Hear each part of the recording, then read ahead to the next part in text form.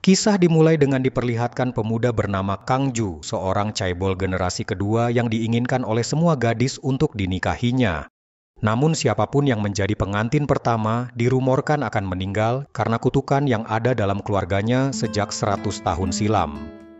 Keluarga pun sangat khawatir hingga menjodohkan Kang Ju dengan seorang gadis bernama Lee Kyung, anak dari pemilik perusahaan konstruksi yang secara kebetulan ibu Lee Kyung membutuhkan suntikan dana untuk perusahaan dan terjadilah sebuah kesepakatan melalui perjodohan tersebut. Kemudian diperlihatkan pemeran wanita dari cerita ini yaitu Nadurim, seorang gadis desa yang hidup bersama neneknya, di mana keseharian Nadurim membantu sang nenek berjualan nasi bungkus. Hingga pada suatu hari, Nadurim pergi mengantar pesanan ke sebuah proyek, lantas melihat seorang pekerja akan tertimpa batu bata.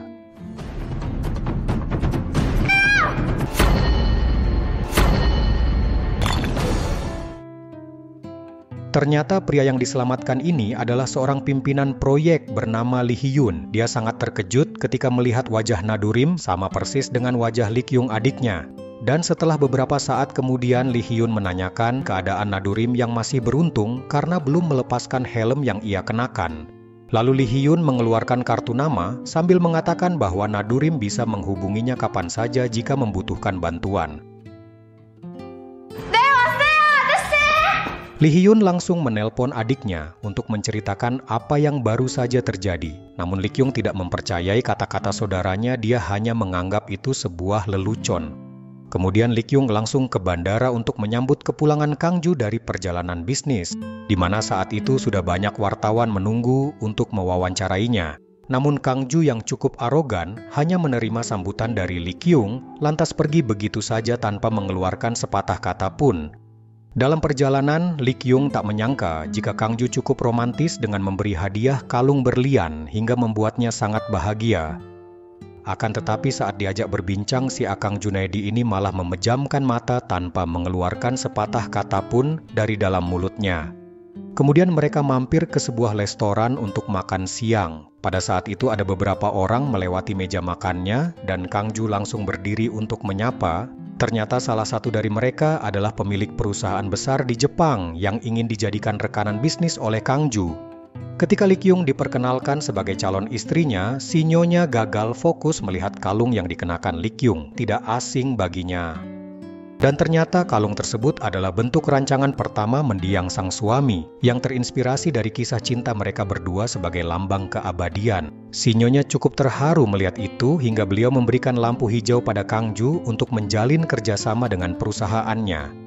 Dengan demikian Lee Kyung yang awalnya senang diberi hadiah mewah kini sadar jika dirinya hanya dimanfaatkan saja dan sangat kesal karena bukan permintaan maaf yang didapat, melainkan Kang Ju malah membenarkan jika dia hanya memanfaatkannya sebab sudah jelas dari awal perjodohan ini terjadi semata-mata hanya untuk bisnis belaka. Lee Kyung yang merasa cantik mempesona dengan wajah merona dan selalu membuat pria terpana merasa harga dirinya diinjak-injak. Dia pun langsung menyampaikan pada ibunya agar perjodohan ini dibatalkan, tapi si ibu malah marah. Karena jika dibatalkan, keluarga Kang Ju akan menghentikan suntikan dana untuk perusahaannya yang sudah diambang kebangkrutan.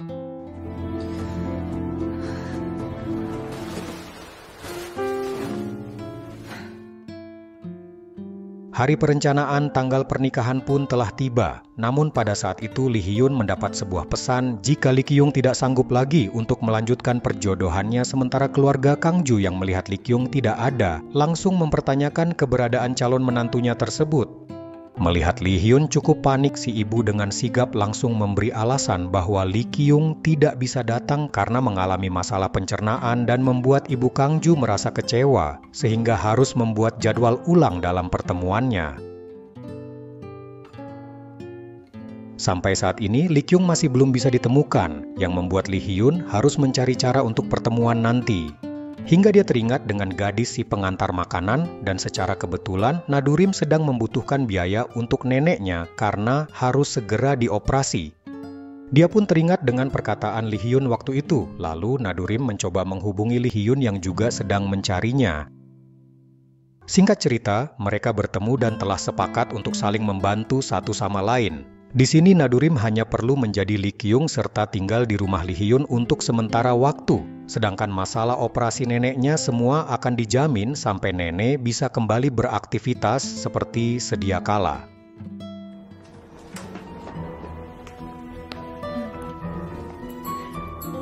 안녕하세요.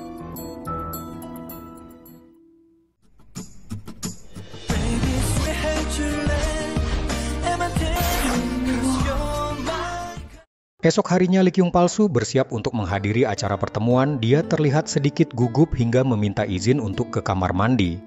Namun sial, ia malah bertemu dengan Kangju yang baru datang. Lantas Kangju mengambil kesempatan untuk memperingatkan Likyung yang harus bisa menjaga sikap dan meminta jangan gampang dibawa perasaan seperti tempo hari.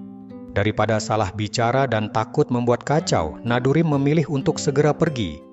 Namun tak diduga ia hampir jatuh. Lantas dengan spontan Kangju menangkapnya hingga terjadilah ciuman yang tadi sengaja.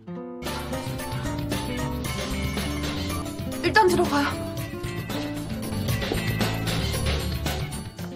Setelah semua sudah di ruangan hidangan pembuka siap disantap, Nadurim yang cukup kebingungan terlihat oleh Lihyun hingga dia pun segera mempraktekkan cara memakannya.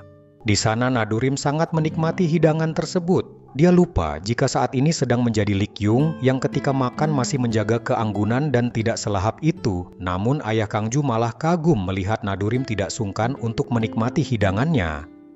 Kemudian perbincangan pun dilanjutkan oleh Ibu Likyung yang meminta izin agar pernikahannya bisa ditunda karena ada proyek bermasalah yang harus segera ditangani. Kendati demikian, Ibu Kangju dan keluarga mencoba memakluminya, tapi mereka tidak bisa menunggu dalam waktu lama lagi mengingat ketua Choi atau ayah Kangju sudah sering sakit-sakitan. Beberapa hari kemudian Nadurim diundang ke rumah Kangju dalam acara tahunan keluarga untuk mendoakan para leluhur mereka. Di sana Nadurim yang tidak bisa hanya duduk manis saja, langsung ikut membantu apapun yang bisa dikerjakan dan ikut berbaur bersama para pelayan. Hingga membuat Kangju saat melihatnya, ia seperti memiliki pandangan berbeda terhadap Likyung yang sekarang. Seperti biasa, ibu-ibu di Korea pun tidak lepas dengan gibah-menggibah saat mereka sedang berkumpul. Di sana Nadurim cukup serius menyimak karena temanya tentang keluarga Kangju yang terkena kutukan turun-temurun yang sudah menjadi rahasia umum. Jadi setiap anak yang baru menikah dan akan memimpin perusahaan, sehari setelah berbulan madu istrinya selalu meninggal dunia. Sebagaimana istri pertama majikan mereka yang meninggal akibat mengalami kecelakaan. Namun pembicaraan harus terhenti saat Ibu Kangju memanggil Nadurim. 함부로 말 섞고 그러지 말거라.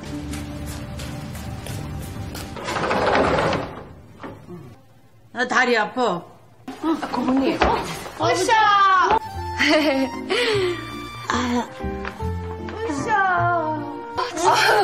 우리 할머니 시원하시네. 요새 자일 갑수.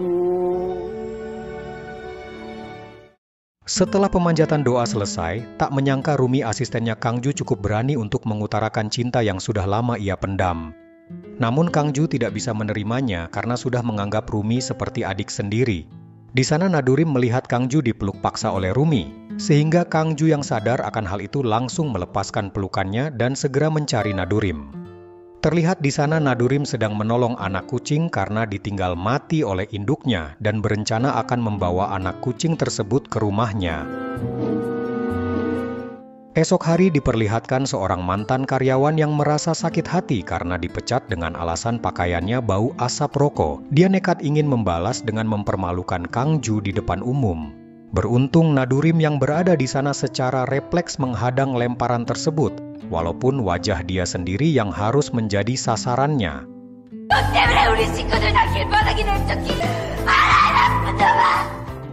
Ternyata wanita itu sangat bingung dan hanya bisa meluapkan emosinya terhadap Kangju karena dia sangat membutuhkan pekerjaan guna membiayai adiknya sekolah, serta mengobati ibunya yang sering sakit-sakitan. Dari pengakuannya seperti itu, Nadurim cukup prihatin, lantas mencoba berbicara pada Kangju dan berharap wanita tadi bisa kembali bekerja. Namun Kangju dengan tegas menolak sebab perusahaannya bukan badan amal dan meminta pada Nadurim untuk tidak mencampuri urusan perusahaannya. Mendengar perkataan tersebut, Nadurim sangat kecewa sambil menyampaikan jika Kangju berhati batu. Apa gunanya kaya raya dengan pakaian berkualitas, sementara jiwa kemanusiaannya sungguh tidak berkualitas sama sekali. Saat itu juga Kangju tidak bisa berkata-kata lagi hingga malamnya dia tidak bisa tidur, sebab terpikirkan apa yang Nadurim ucapkan. 2 hari kemudian Nadurim menemui Nani sahabatnya dan berencana menitipkan si kucing untuk sementara waktu. Di sana Nani memberikan sebuah informasi jika wanita yang telah dipecat bosnya sekarang dipekerjakan kembali. Bahkan Kangju membayar sewa rumah dan menjamin perawatan ibunya yang sedang dirawat di rumah sakit. Kemudian Nadurim berkunjung ke rumah Kangju karena ayah ingin berterima kasih, sekaligus meminta maaf atas insiden pelemparan tomat tempo hari. Beliau sangat senang sekali dengan kedatangan Nadurim di rumahnya, lalu mereka pun menghabiskan waktu bersama dengan sebuah permainan yang membuat ayah bisa melupakan pikiran masa lalu yang terus merusak kesehatannya.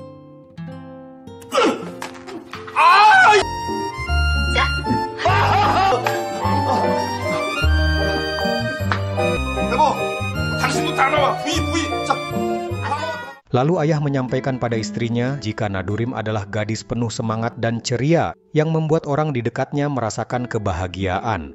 Namun ibu hanya berdiam diri karena dia percaya dengan kutukan keluarga suaminya tersebut. Dan rencana pernikahan ini hanya sebuah tumbal agar dia bisa menikahkan Kangju dengan wanita pilihannya.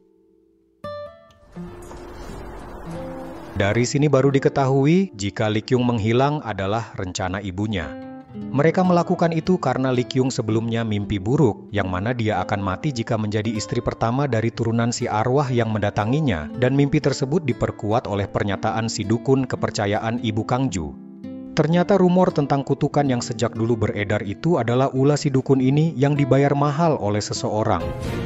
믿지 않는 것일 뿐 모든 걸 알고 계십니다. 그 집안의 며느리가 될 나이입니다. 예.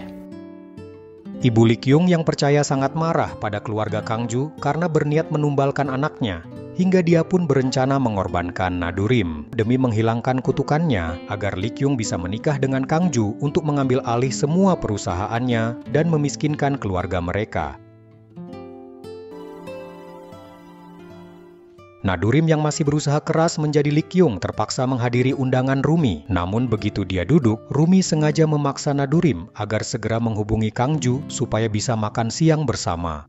Alhasil prediksinya benar saja. Kangju langsung menolak ajakan Nadurim yang membuat Rumi cukup senang karena bisa mempermalukan Nadurim yang gagal membujuk calon suaminya itu. Akan tetapi, ketika mereka beranjak untuk pergi, ternyata Kangju sudah ada di hadapan mereka dan langsung mengajak untuk makan bersama. Di sana Kangju sengaja memperlihatkan perhatian pada calon istrinya di hadapan semua, tapi si Rumi ini tak pantang menyerah dengan melakukan hal menjijikan, dan pemandangan tersebut terlihat saat Nadurim mengambil ponselnya yang terjatuh, hingga membuat Nadurim yang mual melihatnya terpaksa harus memberi sebuah pelajaran.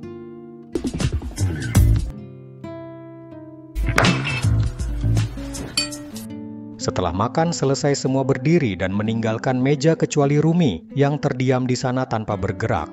Ternyata dia baru sadar jika sepatunya hilang. Dan pada saat itu juga Nadurim langsung melemparkan sepatu ke arahnya sambil mencela kekurang ajaran si Rumi. 네 자존심이라는 거 알지? Keesokan harinya Nani memberikan informasi bahwa Kangju bersama Rumi akan melakukan meeting dengan klien di sebuah hotel. Dan secara kebetulan mereka berdua terlihat keluar bersama yang menurut Nadurim gerak-gerik mereka mencurigakan. Sehingga dia memutuskan untuk mengikutinya dengan alasan harus menjaga Kangju agar pernikahannya dengan Likyung tidak digagalkan oleh si Rumi. Namun saat menunggu di lampu merah, kaca mobil transparan membuat Nadurim ketahuan oleh Kangju, dan tanpa pikir panjang, Kangju langsung mengganti arah menuju ke villa pribadinya.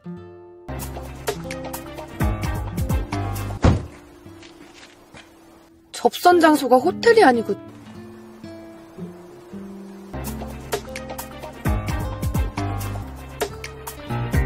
Di sana kecurigaan Nadurim semakin menjadi dengan melihat suasana begitu sepi yang sangat pas untuk berindahoy. Oleh sebab itu Nadurim bertekad mengawasi mereka, namun Rumi tak kunjung datang hingga tidak terasa hari sudah malam. 어디 갔지? Kang Ju yang sudah tahu dari awal langsung menyuruh Nadurim masuk. Dan dengan polosnya Nadurim berkata jujur, jika dalam pikirannya Kang Ju akan melakukan hal tak senonoh dengan Rumi. Tapi ternyata kecurigaannya itu salah besar, karena Kang Ju dan Rumi tidak memiliki hubungan apapun. Nadurim yang merasa malu atas tingkah bodohnya, segera mengalihkan perhatian dengan membuatkan makanan untuk Kang Ju agar suasana bisa cair kembali.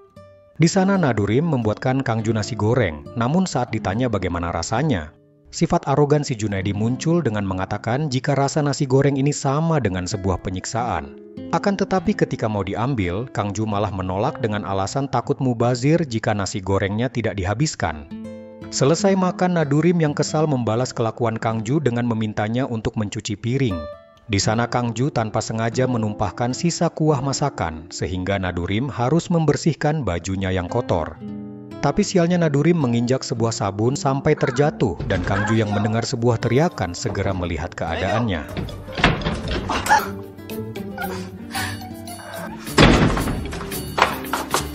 Singkat cerita, Nadurim sudah berada di rumah sakit, dia masih beruntung tidak mengalami luka serius, dan besok pun sudah bisa dibawa pulang. Saat Kang Ju masih tidur, Nadurim terus memandanginya dengan pandangan yang berbeda. Sepertinya perasaan suka mulai timbul pada diri Nadurim. Beberapa hari kemudian, Kang Ju menelpon untuk mengajak bertemu, namun Nadurim beralasan masih sakit, padahal yang sebenarnya dia hendak ke rumah Nani untuk merayakan kesembuhannya sambil curhat-curhatan tentang perasaan Nadurim pada Kang Ju. 하는 거 별거 없다. 그런 거라도 좀 해. 할매가 담가준 복분자가 훨 맛있더라. Melihat penampilan yang kurang menarik, Nani merubah gaya Nadurim agar terlihat seksi. Namun ketika mereka sedang bersenang-senang tanpa disangka Rumi datang untuk menemui Nani, hingga Nadurim cukup cemas dengan kedatangannya. Tapi untungnya dia bisa segera pergi tanpa dikenali. 나 먼저 가볼게.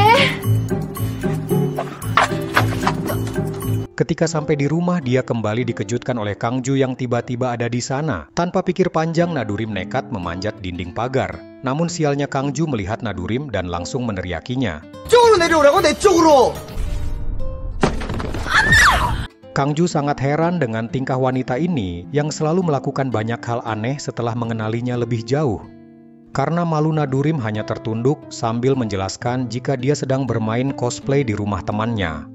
Tapi setelah itu Nadurim masa bodoh dengan tingkah konyol tersebut dan memilih memakan kue yang sudah Kang Ju bawa.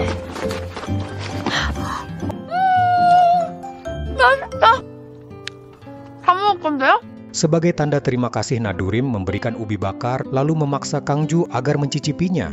Di saat Nadurim sedang membersihkan jari, membuat si Kang Ju tak kuasa ingin nyomot bibirnya, dan secara kebetulan Lee Hyun melihat adegan itu hingga dia segera berpaling yang menandakan ada sebuah kecemburuan.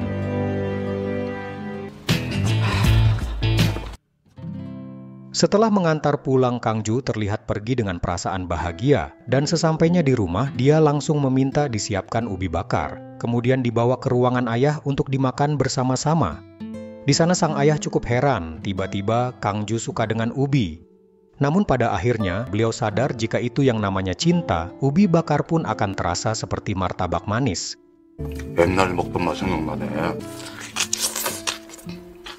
Besoknya, ibu Kang Ju menemui Rumi untuk memberitahukan jika pernikahan Kang Ju sebentar lagi dan berharap berjalan lancar sesuai apa yang sudah direncanakan.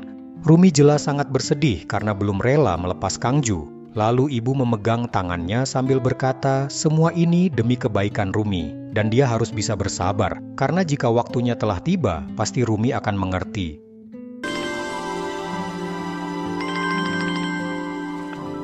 Di tempat lain terlihat Nadurim sedang berbelanja bersama Lee Hyun, dan saat berjalan pulang, tiba-tiba Nadurim diajak nonton ke bioskop.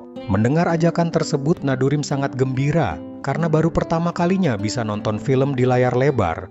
Di sana Lee Hyun mendapat panggilan telepon sehingga menyuruh Nadurim untuk masuk terlebih dulu. Ternyata panggilan itu dari Kang Ju yang menanyakan keberadaan Nadurim. Yang mana demi keluarga, Lee Hyun dengan kebesaran hatinya rela menyuruh Kang Ju untuk datang dan menggantikannya menemani Nadurim di sana.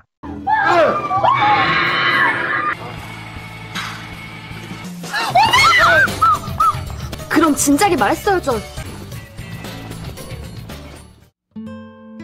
Setelah sampai di rumah Nadurim melihat ibu sedang minum sendirian dengan wajah penuh kebingungan, dia mengungkapkan jika dirinya sangat putus asa karena ibunya Kangju sudah tetapkan tanggal pernikahan, sementara Lee Kyung sendiri masih belum bisa ditemukan.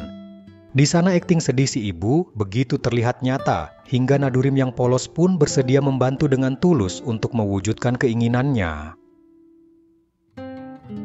Suatu hari Rumi tanpa sengaja menemukan video mirip Lee Kyung yang sedang menghajar para pria hidung belang.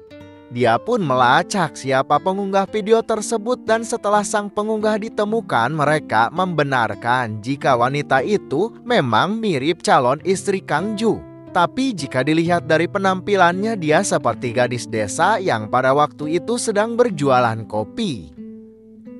Demi memastikan identitas Lee Kyung, Rumi bela-belaan meminta bantuan adik Kangju untuk mengatur sebuah konser musik di panti asuhan, yang mana Lee Kyung akan disuruh bermain piano di sana, dan jika itu memang Lee Kyung asli, dia pasti bisa memainkannya. Rumi pun memberikan beberapa lembar lirik lagu serta mempersiapkan baju pentas untuk Nadurim. Di sana Nadurim yang cemas segera menghubungi Lee Hyun karena dirinya sama sekali tidak bisa bermain piano. Dan tak lama kemudian konser segera dimulai. Orang yang ingin menyaksikan sudah lumayan banyak, termasuk Kangju dan ibunya. Sementara itu Lee Hyun yang sudah datang mencoba menghentikan konser tersebut dengan menyabotase alarm kebakaran. Di sana anak-anak sudah tak sabar terus memanggil nama Lee Kyung hingga akhirnya yang dipanggil pun muncul dengan ekspresi wajah cukup tegang.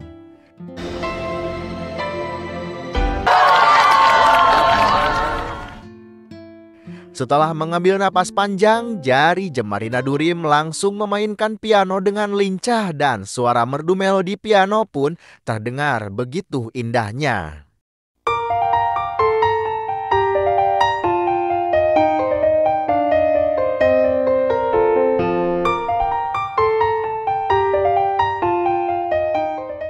Ternyata dia bukanlah Nadurim, tapi Lee Kyung asli yang sebelumnya telah diperintahkan sang ibu karena yang bisa membereskan masalah ini hanyalah Lee Kyung seorang.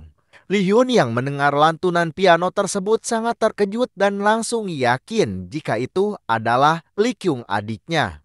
Sehingga dia segera bergegas untuk mencari Nadurim agar penyamarannya tidak terbongkar.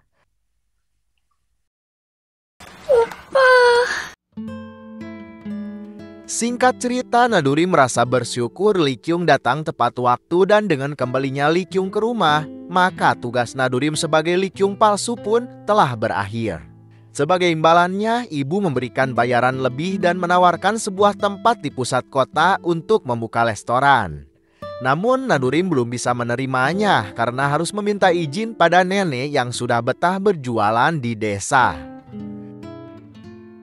Lalu dia menemui Lee Kyung hendak pamitan dan pada saat itu secara kebetulan Kangju menelpon untuk mengundang makan malam di rumahnya. Nadurim yang masih di sana seketika ekspresi wajahnya terlihat sedih, tetapi semua ini sudah berakhir. Dia pun berkemas agar secepatnya bisa menemui nenek yang sudah lama tak ia jumpai di desa.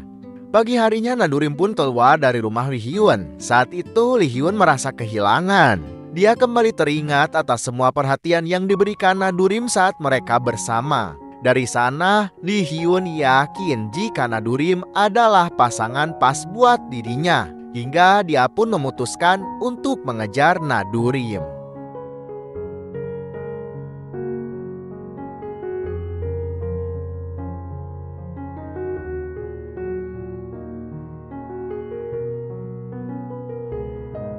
Sementara Lee Kyung yang sedang berada di kediaman Kangju cukup kewalahan akibat ulah Nadurim yang mana ia diminta untuk membersihkan ikan karena menurut para pelayan dirinya cukup mahir. Lee Kyung yang belum pernah sama sekali melakukan hal itu langsung mencari alasan dan segera meninggalkan dapur.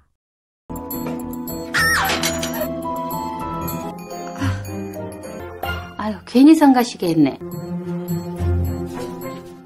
Orang-orang di sana merasa ada yang berbeda, baik dari ekspresi wajahnya, cara dia bertutur kata, ataupun cara dia makan. 내 사진 보고 있었어? 아버님 서재에 계세요. 내가 크게 선심 썼다. 내 얼굴 보고 또 봐도 보고 싶냐? Nadurim yang sudah tiba di desa merasa bahagia. Malam itu dia bercerita pada nenek dan berbagi pengalaman tentang kota besar sambil sedikit curhat tentang pertemuannya dengan pria arogan yang cukup kejam. 가슴도 대빵 큰 여자만 좋아하고. 야, 이왕이면 똑똑한 경상도 모습만 보다. 야, 아유 피곤하다. Namun saat akan tidur dia teringat terus si pria tersebut hingga tidak bisa tidur sepanjang malam. Besoknya secara tak terduga Lee Hyun datang ke desa untuk menemui Nadurim. Dia kembali menawarkan agar Nadurim bisa membuka restoran di kota bersama nenek. Padahal itu hanya alasan saja. Namun Nadurim ragu, dia merasa jika nenek tidak ingin meninggalkan tempat kelahirannya. Nenek yang baru pertama kalinya bertemu dengan Lee Hyun, beliau langsung menyukainya dengan sikap Lee Hyun yang begitu ramah. 이건 외출할 때 하시라고요. 목도리도 목도리지만도. 그럼요. 그래야 저도 마음이 편해요. Sedangkan di tempat lain, Rumi terlihat memberikan beberapa hadiah pada pelayan dengan maksud untuk mencari tahu tentang rumor kutukan pada keluarga Kangju. 강주 도련님 할머니께서 돌아가시면서 유언까지 남기셨겠어요. 청결자가 바로. Dari pernyataan si pelayan, akhirnya dia mengerti alasan ibu Kangju meminta untuk bersabar saat Kangju dijodohkan dengan Lee Kyung. Lantas, dia pun pergi menemui Lee Kyung dengan membawa kado pernikahan sambil menyampaikan jika ia sudah menyerah. Namun dalam hatinya, Rumi tidak sabar menunggu hari pernikahan mereka yang akan disusul dengan kematian. Thank you.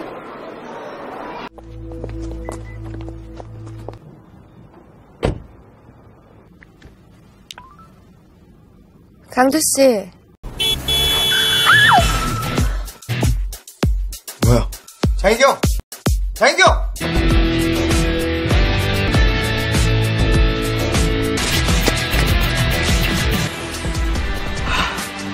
강주 씨. 너 괜찮아? 갑자기 차가 튀어나와서. 운전할 수 있겠어? 천하의 최강주가 그딴 일을.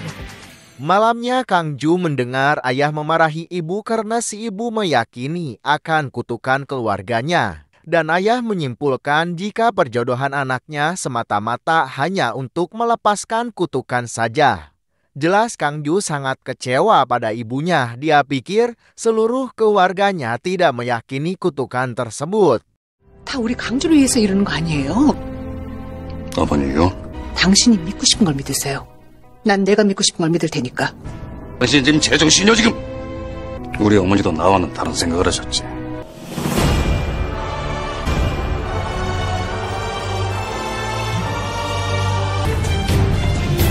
근데 그걸 왜 믿으시는 거예요? 루미가 아니라 그거 지어낸 얘기잖아요.